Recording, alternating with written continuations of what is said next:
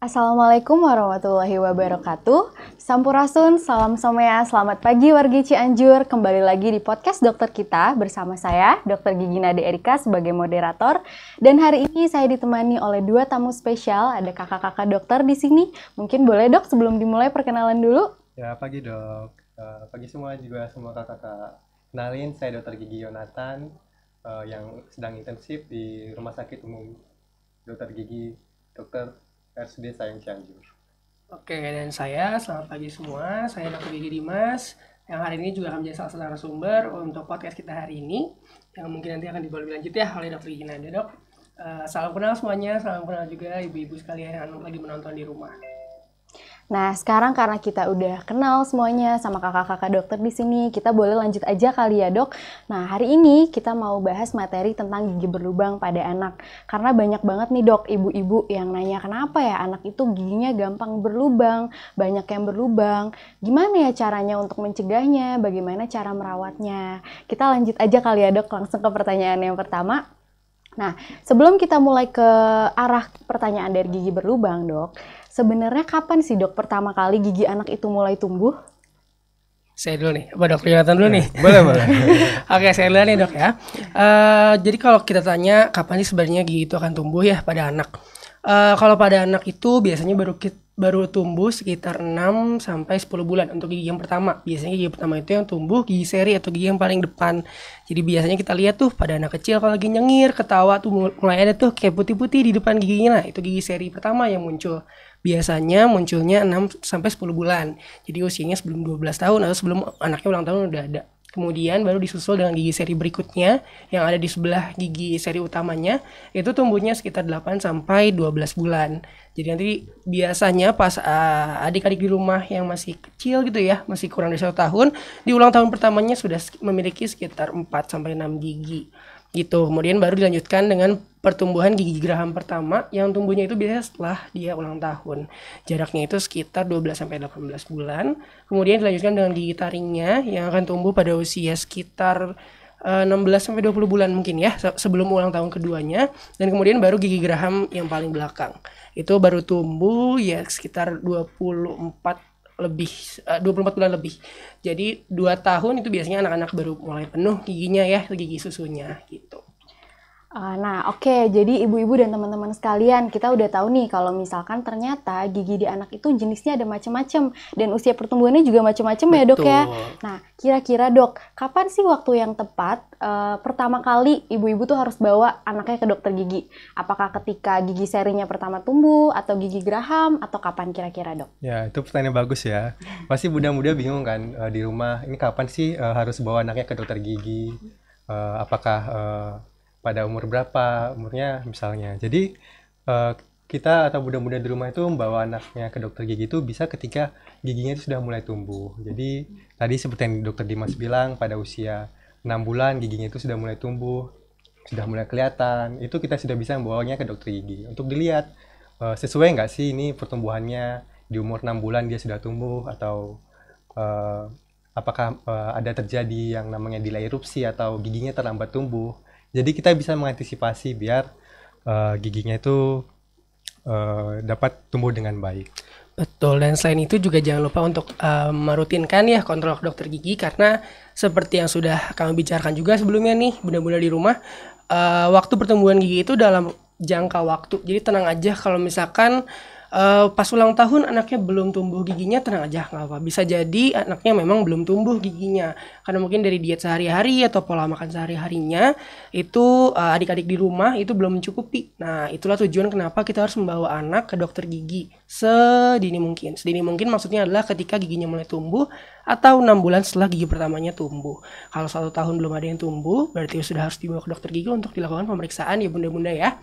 Jadi kita tahu apakah ada masalah dalam pertumbuhan si anak atau apakah ada kebiasaan buruk yang mengganggu pertumbuhan gigi anak, dan itu biasanya baru bisa diketahui ketika sang anak dibawa ke dokter gigi. Oh, oke. Jadi kalau bisa minimal di usia 1 tahun sudah dibawa ke dokter gigi ya, dok ya? Iya, betul, Supaya untuk dilakukan pemeriksaan secara keseluruhan untuk gigi-giginya dan juga untuk mengenalkan anak ke dokter gigi ya, dok. Nah, ada juga nih dok pertanyaan yang banyak banget ditanyain sama ibu-ibu. Kenapa ya kalau misalkan anak lagi tumbuh gigi itu rasanya sakit banget, bahkan sampai ada yang demam ya, dok. Nah, itu banyak ibu-ibu yang bertanya-tanya bagaimana sih cara merawatnya gitu untuk mengurangi rasa sakit pada anaknya gitu. Oke, jadi kalau gigi tumbuh itu kan kita bisa bayangin ya, gigi itu kan jaringan keras dan jaringan kerasnya itu mulai tumbuh yang artinya dia menembus gusi gitu ya. Pastinya tentu ada rasa sakit, apalagi anak gitu kan ya, umur biasanya tadi apalagi baru 6 sampai 12 bulan, mungkin dia baru pertama kali ngerasain rasanya tumbuh gigi, gak enaknya gimana tuh pasti gak nyaman banget. Kita juga sebagai orang tua pasti concern atau kita khawatir gitu ya, ngeliat anak-anak kita kayak kok rasanya gak nyaman, kok kayak ada benjolan gitu. Semua itu sebenarnya termasuk ke dalam respon fisiologis atau memang dari sananya itu pasti terjadi gitu, dimana ketika gigi akan tumbuh itu biasanya akan terjadi pembengkakan yang disertai dengan rasa sakit. Namun kalau misalkan memang rasa sakitnya tidak tertahankan atau bengkaknya di luar kewajaran, balik lagi harus dibawa ke dokter. Namun untuk meredakan rasa sakitnya biasanya kita bisa kasih dia mainan teether atau yang biasa ibu-ibu kita kasih ya ke adik-adik tuh mainan yang biasa buat digit-digit memang sengaja. Tapi harus dipastikan kalau mainannya itu sudah harus dalam kondisi bersih sebelum digunakan. Jadi bunda-bunda di rumah jangan lupa kalau ingin memberikan anaknya di rumah mainan gigit-gigitan itu selalu dalam kondisi yang bersih dan setelah digunakan juga harus langsung dicuci lagi karena kan kita nggak tahu ya kapan si adik akan mengambil mainan itu kembali gitu. Atau kalau misalkan kita mau mengakalinya dengan yang lebih bagus ya menurut saya itu kita bisa mulai kasih buah-buahan potong yang sudah dibekukan. Ini kan lumayan keras ya, tapi itu juga bisa dimakan oleh sang anak gitu. Jadi itu lumayan bisa meredakan rasanya nyeri tumbuh gigi karena adanya peradangan, sekaligus juga bisa memberikan nutrisi ke anaknya gitu. Ya, atau misalnya kalau anaknya juga misalnya agak susah makan gitu kan ya karena sakit nyeri, ibu juga bisa ngantisipasi misalnya dengan kain bersih, dikasih dingin es batu gitu terus dikompres daerah gusinya biar membantu rasa nyeri anak itu hilang. Oke, jadi sebetulnya bisa menggunakan bahan-bahan yang dingin aja ya ibu-ibu untuk mengurangi rasa sakit pada anaknya. Betul, tapi jangan langsung es batu ditaruh di gusi karena sakit nanti kasihan anaknya. Iya, Gitu ya, Dok. oke. Nah, Dok, biasanya nih kalau anak-anak giginya mulai berlubang itu biasanya penyebabnya itu gara-gara apa ya, Dok? Ya, penyebab gigi berlubang itu ada banyak ya dok, banyak yang harus diperhatikan. Misalnya dari asupan makanannya, diet makanannya, dari makanan-makanan yang lengket, manis, itu bisa menyebabkan gigi berlubang. Tapi meskipun diet ada makanan yang manis, semua itu gigi berlubang itu bisa dihindari kalau kita mencegahnya, misalnya dengan cara menyikat gigi. Jadi penting untuk menjaga kebersihan gigi setelah kita makan atau anak-anak bunda di rumah itu lagi makan, setelah makan. Misalnya setelah makan makanan manis ya instruksikan ringan seperti berkumur dengan air putih biasa dulu. Misalnya kalau sikat gigi anaknya tidak susah ya setidaknya dengan berkumur dengan air putih bisa mengurangi. Paling kalau dari saya sih ya, kalau untuk penyebab sih utamanya pasti dari bakteri. Jadi mau dari manapun faktornya itu pasti penyebab utamanya adalah bakteri. Jadi tadi benar yang kata dokter Yonan bilang, kita harus bagaimana caranya kita menekan supaya bakteri itu nggak ada di rongga mulut. Bukan nggak ada sih, karena kita butuh juga bakteri yang baik ya di rongga mulut. Cuman semakin tinggi bakteri jahat yang ada di dalam mulut, pastinya gigi kan semakin cepat berlubang. Banyak faktor yang mendukung bakteri atau kuman ya bunda-bunda sekalian di rumah itu bisa mendukung banyaknya bakteri di rongga mulut. Salah satu contohnya tadi makanannya banyak yang manis dan lengket. Kenapa sih dok makanan yang manis dan lengket bikin berlubang? Makanan itu kan manis ya, sedangkan kita tahu bakteri itu ya sama kayak kita doyannya makanannya yang manis gitu. Jadi ya semakin kita sering makanan manis, semakin sering juga kondisi mulut kita itu dalam kondisi yang kita sebut namanya asam. Ketika kondisi mulut kita asam ya bakteri senang ada di sana gitu, akhirnya bakterinya lebih cepat juga tumbuh di sana gitu. Selain itu juga makanan yang lengket sama kayak permen gitu, kayak coklat gitu ya, anak-anak kecil kan pasti suka karena kan manis rasanya. Nah itu juga yang bikin bakteri itu gampang makanannya gampang nempel dan sulit dibersihkan. Itu jadi sisa makanannya itulah yang jadi makanan si bakterinya gitu. Faktor lain juga bisa jadi karena kebiasaan minum botol susu banyak nih. Biasanya kita ketemu di poli gigi ya, ketemu ibu-ibu anak di bawah anaknya, "Dok, gigi anak saya udah berlubang semua." gitu. Biasanya usianya udah agak lumayan kayak 4-5 tahun gitu, di bawah dari puskesmas ya, sering kita temuin juga giginya udah pada hitam-hitam semua. Terus pas kita tanya lebih lanjut gitu ya tentang makanan, pola makannya, terus juga kebiasaan sehari-harinya, ternyata seringnya minum susu pakai botol dan sambil tidur gitu. Maksudnya bukan minum sambil tidur doang ya, tapi jadi dikasih botol susu dari malam sampai paginya dia dibiarin ngempeng gitu. Itu yang sangat nggak boleh dilakukan sebenarnya. Susu itu bagus, perlu kita ketahui, dan kita semua udah tahu mungkin ya kalau susu itu bagus.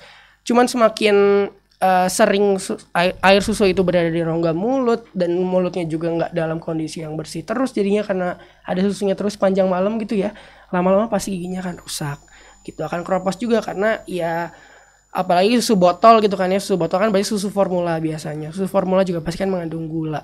Udah gitu kita tinggalin semalaman, pastinya nanti besok paginya udah giginya dalam kondisi yang penuh bakteri jadinya gitu. Jadi ternyata banyak ya dok hal-hal yang sebenarnya udah jadi kebiasaan anak-anak, tapi secara tidak sadar itu justru mendukung terjadinya gigi berlubang. Gitu. Sebelumnya izin dok, untuk ibu-ibu, ayah, bunda semuanya yang lagi nonton, kalau misalkan ada pertanyaan seputar tentang gigi berlubang pada anak, boleh silakan untuk komentar aja di live Instagram RSUD Sayang Semua. Oke. Kita izin untuk lanjut ya dok ya. Nah, kalau misalkan anak-anaknya itu sudah mulai berlubang, kira-kira tanda-tandanya seperti apa ya dok? Biasanya sih kalau tanda-tanda yang mudah kita lihat itu biasanya ada bercak putih. Jadi kalau kita perhatikan gigi anak itu tiba-tiba ada putih yang warna itu berbeda sama gigi kita biasa. Ada keputihan biasa, biasanya itu bercak putih itu muncul, lalu makin lama makin berubah warna, menghitam, terus terjadi lubang. Nah itulah tanda-tanda yang harus kita perhatikan. Jadi yang kita lihat pertama itu ada bercak putih yang aneh aja, nggak bisa dikorek segala macam. Betul, kita juga sebagai dokter gigi ya biasanya tuh mendiagnosis lubang pada gigi ada bermacam-macam. Maksudnya ada beberapa tingkatan. Dan yang pertama itu diawali dari tadi adanya bercak keputihan yang pasti lama-kelamaan kalau dibiarkan bercak putih itu akan menjadi sebuah lubang gitu. Dan lubangnya biasanya pasti warnanya ya kecoklatan, dimulai dari yang coklat agak muda, lama-lama kalau lubangnya semakin dalam dia warnanya akan menghitam gitu. Oke, jadi bunda-bunda kalau misalkan udah mulai memperhatikan gigi anaknya ada tanda-tanda seperti tadi yang sudah dijelaskan oleh dokter-dokter, bisa segera dibawa ke dokter gigi untuk diperiksa dan mencegah lubangnya itu semakin besar ya dok ya. Nah dok, kalau misalkan gigi anaknya udah berlubang nih dok, udah terlanjur berlubang, gimana cara menanganinya ya dok? Oke, kalau untuk perawatan gigi berlubang itu ada beberapa tahapan ya sebenarnya. Tadi tergantung juga diagnosis atau keparahan dari lubang giginya itu sendiri gitu. Yang pertama biasanya itu masih bisa kita lakukan tindakan preventif konservatif. Contohnya preventif konservatif itu maksudnya lubang yang terjadi itu biasanya belum parah atau belum dalam. Tapi misalkan masih dalam berbentuk bercak putih atau yang bisa kita sebut white spot ya, atau dalam bahasa Indonesia ya kita sebutnya bercak putih. Kalau masih dalam bercak putih biasanya kita berikan yang biasanya kita sebutkan ke pasien kita vitamin gigi. Vitamin gigi itu biasanya mengandung mineral dan protein, kasein dan fosfat. Itu membantu giginya namanya meremineralisasi ya. Kan kita tahu struktur gigi itu jaringan keras yang berarti dia terdiri dari bahan-bahan anorganik atau dari mineral gitu. Karena yang kita tahu juga tulang dan gigi itu kan terbentuk dari kalsium ya, khususnya untuk gigi itu dari kalsium dan fosfat. Itu jadi kita harus perlu meningkatkan kandungan mineral dari gigi itu sendiri gitu, yaitu dengan tadi yang namanya vitamin gigi, kasein, fosfat. Bisa juga dengan menggunakan fluoride. Biasanya kalau misalkan giginya itu udah berlubang ya tapi masih kecil gitu, belum terlalu dalam, kayak baru warna coklat mungkin, atau kayak kita mendiagnosisnya atau biasanya menyebutnya lubangnya itu baru sampai lapisan terluar gigi. Nah itu biasanya kita kasih topical fluoride. Ibu-ibu mungkin atau bunda-bunda sekalian di rumah sering ya lihat di pasta gigi mengandung fluoride, atau iklan-iklan sikat gigi, pasta gigi mengandung fluoride segala macam gitu. Nah fluoride itu adalah mineral yang sangat penting buat gigi. Kita juga pasti semua dokter gigi mungkin ya yang nonton gitu tahu kalau fluoride itu zat yang paling bagus untuk meremineralisasi gigi. Untuk anak yang udah mulai ada lubang pada giginya, biasanya kita berikan fluoride, bisa dalam bentuk toothmousse atau kayak pasta gitu ya, diolesin ke gigi anaknya. Bisa juga dalam bentuk gel, topical amorphous fluoride yang gel gitu, bisa kita taruh di gigi anaknya, ada rasa-rasanya gitu ya, biasanya buat anak, jadi anak juga enak, nyaman dikasih obat giginya gitu. Dan paling ini juga ada juga namanya kita memberikan sealant atau menutup gigi. Kan ada cerukan-cerukan ya, kadang itu cerukannya berbentuknya itu dalam, jadi cerukan pada gigi itu yang terlalu dalam biasanya kita tutup dengan bahan tambahan, biasanya kita sebutnya dengan menggunakan sealant gitu. Dan juga bisa ada juga tambahan lainnya, mungkin dokter Yonatan ya. Ya betul. Banyak yang dijelasin sama dokter Dimas sih tadi tentang cara kalau giginya sudah berlubang. Nah, bunda muda yang di rumah itu penting juga untuk tetap merawat gigi yang berlubang. Jadi jangan dibiarkan aja. Kenapa? Karena nanti kan gigi yang berlubang ini bisa mengganggu asupan makanan, anaknya malas makan, sakit. Nanti asupan nutrisinya berkurang, malah nanti sampai ke pertumbuhannya jadinya nggak baik. Kadang kita suka mengacuhkan gitu loh untuk keluhan gigi. Kalau nggak ada keluhan, nggak ada sakit gigi, nggak datang ke dokter gigi. Padahal kalau lubangnya masih kecil tuh nge-treatnya masih gampang banget dan murah banget gitu kan. Kadang kita dibilangnya dokter gigi mahal gitu ya, padahal mah karena udah keburu parah baru pada datang ke dokter gigi. Jadi mahal ya dok ya. Iya kan, tadi kayak perawatan kayak gitu masih murah dan masih mudah dilakukan gitu. Kalau udah perawatannya sampai penambalan itu udah pasti udah lebih kompleks lagi, dan lebih parahnya lagi kalau lubangnya udah luas banget ya, kayak misalkan kadang datang giginya tinggal secuil gitu, tinggal sedikit, biasanya udah harus dibuatkan mahkota tiruan gitu atau gigi tiruan gitu. Oke, jadi bunda-bunda kalau misalkan udah terlihat ada tanda-tanda gigi berlubang atau bahkan anaknya udah ada keluhan nih giginya sakit, jangan ditunda-tunda untuk datang ke dokter gigi ya, supaya perawatannya juga bisa lebih cepat untuk dilakukan. Seperti itu. Dok, kira-kira ada nggak sih yang bisa bunda-bunda lakukan di rumah nih untuk mencegah gigi berlubang pada anak-anaknya? Nah, ini juga pertanyaan yang penting ya bunda-bunda. Maksudnya setelah tahu tadi akibat gigi berlubang kan cukup berbahaya dan merepotkan ya bunda-bunda. Nah, yang penting itu cara mencegahnya itu yang paling penting pertama sikat giginya. Udah benar belum sikat giginya? Bunda-bunda pasti udah pernah kan beberapa kali mendengar sikat gigi yang benar itu misalnya 2 kali sehari. Itu pagi setelah sarapan atau malam sebelum tidur. Lalu untuk anak-anak biasanya pada kurang usia 3 tahun itu pas giginya nggak perlu banyak-banyak, cukup seukuran biji polong aja, sekitar butiran beras. Lalu untuk sikatnya juga itu yang kecil dan soft tersebut, lalu disikat dengan pelan. Atau untuk membersihkan gusinya, bunda bisa membantu anak-anaknya dengan menggunakan kapas, lalu di gusinya itu dibersihkan. Lalu gigi yang udah dibersihkan nanti kan anak-anak meskipun ada yang sudah mau sikat gigi tapi sikat gigi sendiri, tapi bunda itu juga harus memperhatikan cara sikat gigi anaknya. Jadi jangan sampai dilepaskan pengawasannya. Meskipun anaknya udah senang nih, aku mau sikat gigi, tapi bunda itu harus tetap mengawasi cara sikat gigi anaknya. Betul, jadi sikat gigi aja itu nggak cukup, karena kita harus sikat gigi di waktu yang tepat dengan cara yang tepat juga itu. Jadi harus 2 kali sehari setelah sarapan dan sebelum tidur dengan teknik yang benar juga gitu ya. Mungkin kalau misalkan belum tahu nih cara nyikat gigi anak yang benar gimana sih, atau cara nyikat gigi yang benar gimana sih, coba datang ke dokter gigi, tanya ke dokter giginya. Karena kan kita memang juga harus rutin ya ke dokter gigi 6 bulan sekali atau setahun 2 kali minimal banget. Yaitu yang dilakukan apa? Untuk mengontrol kondisi rongga mulutnya gitu, baik pada anak ataupun pada bunda-bunda sekalian sendiri gitu ya di rumah gitu. Oke. Dok, tadi kan sempat ada disebutkan ya di awal-awal kalau misalkan ada makanan manis dan lengket itu salah satu yang menyebabkan gigi itu berlubang. Kira-kira selain makanan manis sama lengket ada nggak sih makanan lain yang menyebabkan gigi berlubang, atau justru makanan apa nih yang baik gitu untuk gigi yang bisa bunda-bunda kasih ke anak-anaknya? Banyak dok kalau nggak ada yang buruk ya. Tapi ya secara kategori ya manis dan lengket sih. Itu kan makanan manis dan lengket seperti yang tadi sudah dijelaskan ya, kenapa bisa berdampak seburuk itu ke gigi gitu. Paling kalau mau kita lebih spesifik ya kita lihat ya snack-snack jajanan warung itu sebagian besar kan manis dan lengket gitu.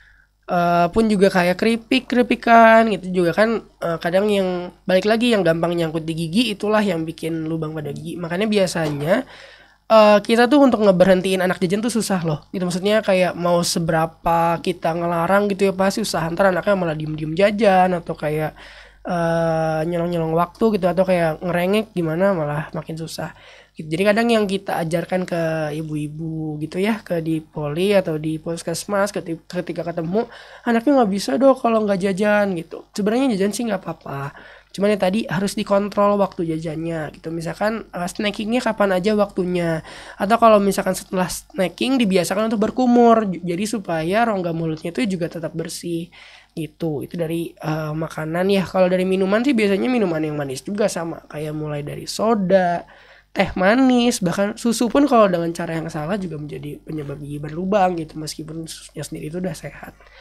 gitu. Kalau makanan yang sehat sih ya buah dan sayur ya dok ya, pasti kita rekomendasinya buah dan sayur gitu kalau untuk gigi ya. Tapi kalau secara untuk keseluruhan ya seperti isi piringku pada umumnya atau 4 sehat 5 sempurna yang biasanya disarankan oleh dokter gizi gitu. Oke, bunda-bunda, jadi sebenarnya anak-anak nggak apa-apa ya jajan, yang penting dikontrol porsinya dan penting untuk memperhatikan kebersihan dari gigi dan mulutnya. Kayak gitu. Baik dokter-dokter, terima kasih banyak untuk penjelasannya mengenai gigi berlubang pada anak. Sama dok. Iya, sekarang kita lanjut dulu ya ke pertanyaan teman-teman nih. Ada beberapa pertanyaan di kolom komentar ya. Yang pertama ini ada pertanyaan dari William 0506. Dok, kalau pasta gigi tertelan sama anak apakah tidak berbahaya ya dok? Gimana dok, berbahaya nggak nih dok? Namanya zat yang bukan diperuntukkan untuk dikonsumsi sebenarnya memang berbahaya. Apalagi pasta gigi bila tertelan dalam jumlah yang banyak itu juga memicu terjadinya namanya fluorosis. Atau tadi kan kita tahu udah disebut ya kalau pasta gigi itu mengandung fluor yang bagus untuk gigi. Tapi kalau fluoride-nya sampai tertelan apalagi dalam jumlah banyak, itu akan menyebabkan yang namanya fluorosis atau kebanyakan fluoride dalam tubuh. Itu dampaknya nanti gigi akan menjadi bercak-bercak putih juga sama dan akan lebih rawan terhadap gigi berlubang. Jadi kalau pasta gigi jangan sampai tertelan kalau bisa. Kemarin udah pernah kita edukasi juga ya ketika beberapa dari kita ada yang penyuluhan di poli gigi di poli anak kita bilang ke orang tuanya kalau misalkan sedang melatih anak sedang sikat gigi gitu, jangan lupa untuk melatih anaknya juga untuk berkumur karena selain pentingnya sikat gigi juga anak juga penting untuk dilatih berkumur karena kebanyakan pasta gigi yang ada di Indonesia itu kan busanya sangat banyak ya, dan busanya itulah juga yang mengandung banyak fluoride-nya itu gitu dan yang paling rawan tertelan. Jadi sebisa mungkin anaknya juga diajarkan untuk caranya berkumur. Ya biasanya sih dengan meludah terlebih dahulu ya, diajarin ngeludah. Paling dilatih dulu dengan air biasa sebelum sikat gigi itu ya, suruh kumur dulu, dilihat udah bisa kumur atau belum. Gitu, jadi dilatih pakai air biasa dulu sebelum sikat gigi, kumur disuruh buang airnya ke wastafel atau ke pembuangan air gitu.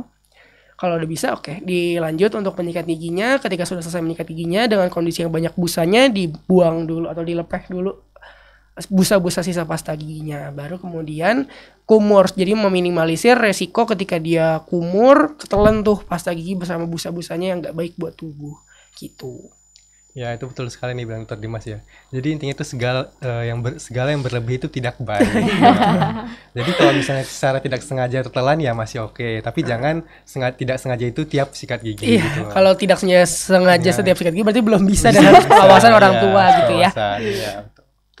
Oke, jadi bunda-bunda tetap harus diobservasi dan diperhatikan ya kalau misalkan anak-anaknya masih dalam proses belajar menyikat gigi. Karena kayak tadi apa yang dibilang Dr. Yonatan, apapun yang berlebihan itu tidak baik ya. Oke, kita lanjut dulu ke pertanyaan selanjutnya. Ini dari Zainal 54 Speed Shop.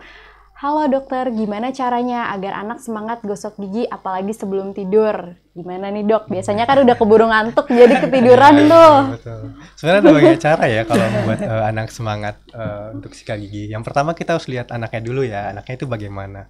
Kita harus lihat membangun vibe yang kalau sikat gigi itu menyenangkan gitu loh. Kita harus lihat misalnya anaknya suka sama suka nonton kartun-kartun yang sekarang nih. Kita lihat kasih tunjukin kartun yang sikat gigi gitu loh. Kan ada tuh sikat gigi yang nyanyi-nyanyi dia sambil nyanyi, misalnya gosok kiri, gosok kanan atau segala macam gitu kan. Jadi kita lihat instruksikan dia sambil nonton misalnya kan, ayo sikat gigi bareng kartunnya gitu. Jadi kita membangun suatu vibe yang menyenangkan untuk anak, suasana yang menyenangkan. Jadi bukan kesan sikat gigi itu harus kalau nggak sikat gigi dimarahin gitu-gitu, jangan. Jadi makin males Iya, ya dok jadi ya. males nanti. Jangan dengan planning VOC ya dok ya. Kasihan anaknya nanti malah takut dan Iya, trauma untuk sikat giginya.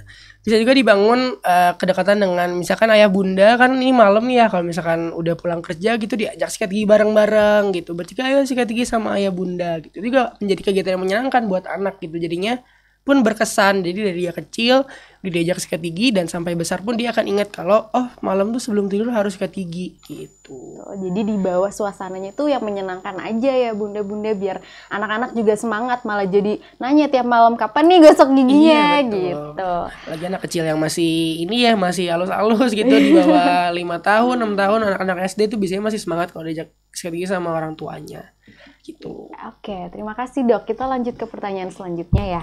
Ini ada dari Abu Najiyah. Dok, wajarnya bayi tumbuh gigi itu di usia berapakah? Nuhun dok. Ini udah sempat dijelasin ya kalau untuk gigi tumbuh pertama kali itu di bulan ke-6 atau usia 6 sampai 12 bulan. Tapi sekali lagi itu kan jangka waktu. Jadi bisa jadi juga ya belum tumbuh. Jadi nggak apa-apa. Kalau misalkan memang belum tumbuh sampai batas akhir masa jangka waktunya, boleh dibawakan ke dokter gigi untuk dilakukan pemeriksaan lebih lanjut. Gitu. Oke. Lanjut ke pertanyaan selanjutnya dulu ya dok. Ini ada dari Randi RR. Selamat pagi dok, gigi anak sudah pada bolong, baiknya dicabut atau dibiarkan saja? Usia anak sekarang 5 tahun. Gimana dok?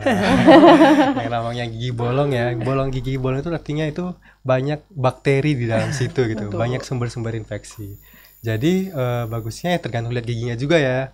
Misalnya gigi belakang yang udah bolong gitu kan agak berbahaya buat gigi tumbuh dewasa selanjutnya kan. Jadi ya sebaiknya itu ditambal. Jangan cuma dibiarkan aja karena itu jadi sumber infeksi.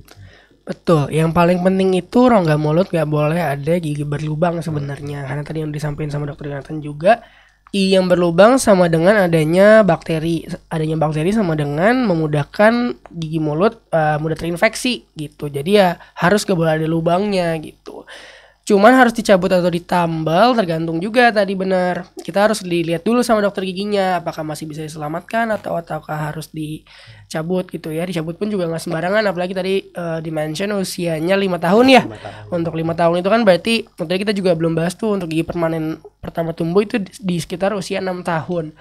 Jadi memang usia 5 tahun itu udah mendekati tumbuhnya gigi dewasa atau gigi permanen, terutama gigi seri depan dan gigi geraham paling belakang.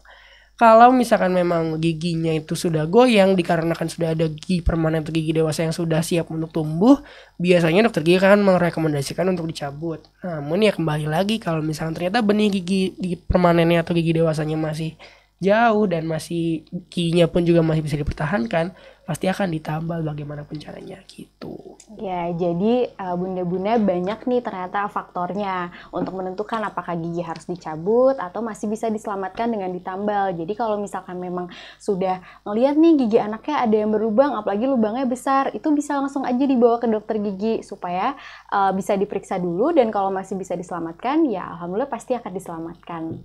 Kayak gitu. Oke dok, kita lanjut dulu pertanyaan dari Yogi Eriko. Kandungan yang ada pada susu formula dapat menyebabkan gigi berlubang nggak ya dok? Gitu. Apa gimana nih dok? Dokter Nada mau jawab mungkin. Oke, kalau kandungan pada susu formula sih kita nggak bisa ngomong ya, tapi sejauh yang kita observasi biasanya susu formula itu pasti mengandung gula, ada kandungan glukosanya lah.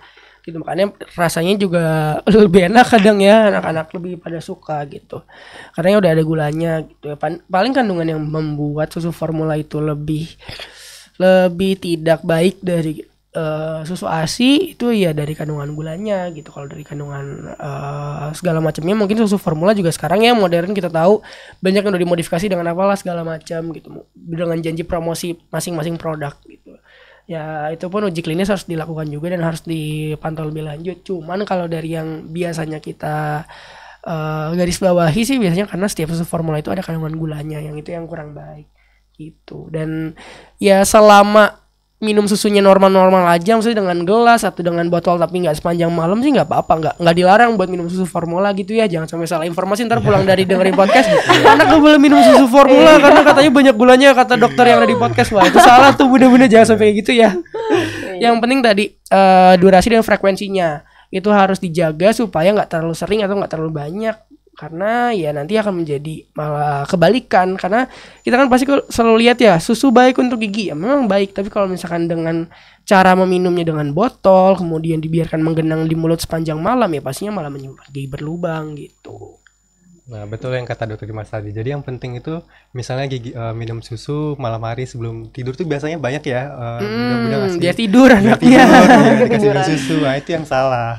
Karena setelah minum susu anaknya tidur, itu yang bisa menyebabkan gigi berlubang. Betul. Jadi pentingnya tetap menjaga kesehatannya kayak sikat gigi gitu loh. Betul.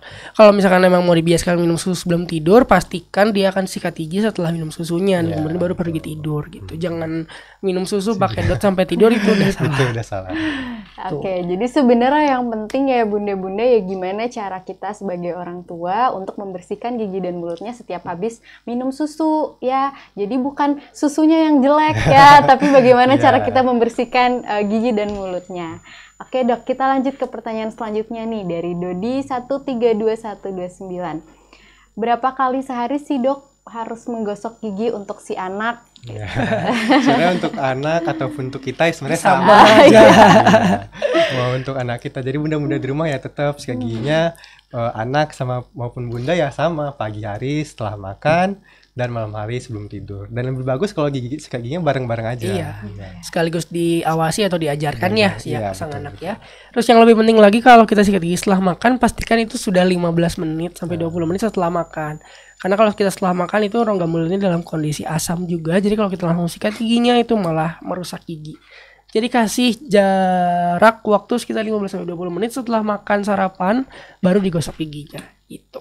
Oke. Dok, ini ada lagi nih dok, pertanyaan dari Irman Gemong. Dok mau nanya, asalnya dibersihin karang gigi, tapi kok malah jadi pada goyang ya? Padahal udah lama, solusinya gimana ya dok? Di luar materi gigi anak ini ya, konsultasi ya. Iya. Jadi kalau scaling tuh emang kita kan cepet aja ya scaling kan. Ngangkat karang gigi biasanya emang ada kegoyangan karena giginya tuh yang tadinya berpegang dengan karang giginya diangkat gitu. Jadi tapi gak apa-apa. Biasanya setelah pemberian karang gigi itu kalau misalnya ada gigi goyang dalam waktu 1-2 minggu giginya kan balik diam lagi, karena gusinya yang tadinya sudah surut atau turun gitu ya karena habis sama karang gigi itu akan terperbaiki. Jadi akan nanti tulang sama gusinya kan naik lagi gitu. Ada lagi nih dok pertanyaan nih dari Ilalul Encore. Dok, efek tumbuh gigi bungsu apa aja sih? Gitu. Jadi gigi bungsu itu kan sebenarnya gigi dewasa nih Mbak. Iya, jadi kalau efek gigi bungsunya tergantung posisi gigi bungsunya itu gimana. Soalnya memang sih orang itu rata-rata banyak bermasalah di gigi bungsunya kan. Tumbuhnya itu tidak normal, misalnya ruang di gigi kita itu udah nggak cukup nih nampung gigi tambahan baru nih, nampung gigi bungsu nih, makanya bisa menyebabkan kalau nggak cukup berarti bisa menyebabkan nabrak gigi sebelahnya, itu bisa menyebabkan gigi sebelahnya rusak atau misalnya tumbuhnya malah berlainan ke arah nabrak rahang yang lain, itu juga bisa menyebabkan kerusakan. Iya, atau kadang jauh dari jangkauan sikat gigi. Maksudnya kan ada paling belakang ya, udah gitu posisinya nggak tahu kemana, ke kanan, ke kiri, ke depan, nabrak sana sini. Kadang jadi sulit dibersihkan juga, yang akhirnya juga menjadi sarang kuman gitu. Makanya kadang kalau gigi bungsunya tumbuh itu kadang direkomendasikan untuk dicabut aja gitu. Tapi kalau misalkan ternyata tumbuhnya lurus, nggak ada keluhan dan mudah dibersihkan, itu biasanya ya kalau misalkan dibiarkan saja juga nggak apa-apa gitu. Oke, jadi gitu ya kalau misalkan gigi bungsunya memang mengganggu, apalagi sampai bikin gigi sebelahnya rusak juga, itu emang direkomendasikan untuk dicabut ya. Oke, selanjutnya ada pertanyaan lagi nih, dokter, dari Evazia 39. Dokter, anak saya rajin gosok gigi, bahkan mau tidur rajin setiap hari. Tapi kenapa ya giginya karies dan bolong-bolong, sedangkan saudaranya malah nggak suka gosok gigi, tapi giginya putih bersih. Kok bisa gitu ya dok ya? Mungkin bunda boleh tanya sama tetangganya. Kenapa tuh? Jangan-jangan dibohongin kali bunda. Iya. Mau tahu sebenarnya anaknya juga rajin sikat Iya, gigi. ternyata rajin sikat gigi. Atau anaknya ternyata bohongin temannya bunda. Anaknya ternyata rajin sikat gigi di rumah. Soalnya kan Biasanya berbanding lurus kok. Semakin sering sikat gigi, maksudnya dengan menjaga kebersihan gigi 2 kali sehari pasti akan bersih, dan kalau misalkan dia nggak sikat gigi ya akan kotor gitu. Mungkin bisa juga dievaluasi apakah Ananda bunda nih yang sekarang rajin gosok gigi tapi bolong-bolong giginya, dicek cara sikat giginya gimana, udah bener atau belum, waktunya juga udah bener atau belum gitu. Dan paling terakhir kalau misalkan masih juga mungkin bisa dibawa ke dokter gigi karena ada faktor lain seperti ada kelainan struktur, ada kelainan tumbuh kembang yang mungkin dapat diperiksakan dan dapat terdiagnosis lebih lanjut oleh dokter gigi, khususnya spesialis kegerokan gigi anak gitu ya. Jadi ya kadang kalau dibawa ke dokter gigi umum nggak bisa diselesaikan atau nggak bisa terdiagnosis masalahnya, kita rujuk ke dokter gigi spesialis kedokteran gigi anak gitu. Oke, jadi gitu ya bunda-bunda, rajin setiap hari sikat gigi tetap harus diperhatikan juga waktunya tepat atau tidak, kemudian frekuensinya seperti apa dan bagaimana cara menyikat giginya. Kayak tadi kan udah dijelasin nih sama kakak dokter gimana sih cara menyikat giginya dan kemudian berapa kali sehari seperti itu. Oke dokter, nih selanjutnya ada pertanyaan nih dari Vinindia. Dok mau tanya, kalau anak-anak apa tetap harus pakai pasta gigi dengan fluoride ya? Gimana dok? Jadi khusus anak-anak itu ya biasanya itu menggunakan fluoride yang rendah gitu. Jadi ada kan sikat gigi odol yang buat khusus anak ya sekarang Betul. ya. Jadi disarankan jangan menggunakan odol yang dewasa untuk orang dewasa. Jadi khusus anak-anak biar kadar fluoride itu tidak terlalu tinggi.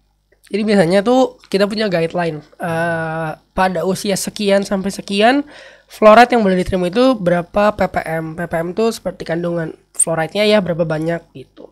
Untuk spesifik dan detailnya silahkan kunjungi dokter gigi untuk nanti diarahkan. Tapi ya kalau mau simple di pasaran kan juga ada ya pasta gigi untuk anak. Pastikan aja pasta gigi anaknya ada fluoride-nya. Itu juga udah cukup baik kok buat anak gitu. Jadi tetap pastikan ada fluoride-nya, tapi jangan berikan pasta gigi dewasa ke anak gitu, karena takutnya tadi terjadi terlalu banyak fluoride dalam tubuh, akhirnya terjadi fluorosis gitu.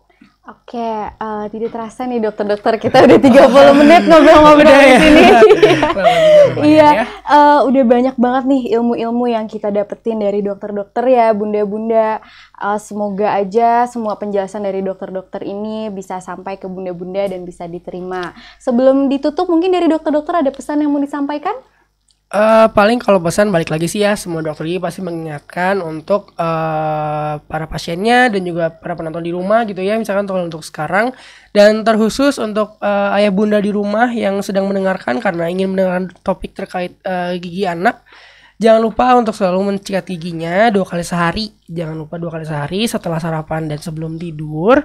Kemudian rajin rutin kontrol ke dokter gigi 6 bulan sekali atau 2 kali dalam setahun. Itu aja dijaga, harusnya nggak akan ada masalah kenapa-kenapa.